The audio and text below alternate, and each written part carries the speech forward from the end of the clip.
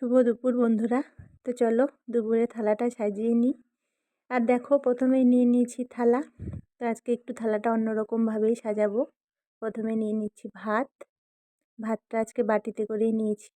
লঙ্কা নিয়ে নিয়েছি একটা, আলু সেদ্ধ মাখা করে নিয়েছি।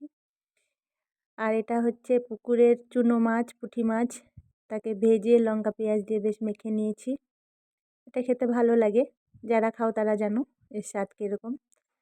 তো এটা আজকে আমার দুপুরে খেতে ইচ্ছে হলো, তো এটা মেখে নিয়েছিলাম। মানে ভালো লাগে মাঝে মধ্যে একটু অন্যরকম খেতে। আর এই পাশে ধনেপাতা বাটা করে নিয়েছি।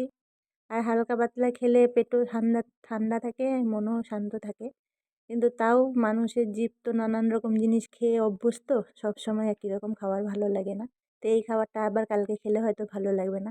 তো এটা করে নিয়েছি, সব কিছু মিক্স দিয়ে মাছ দিয়ে একটা মানে সবজি, মিক্স সবজি, কিছু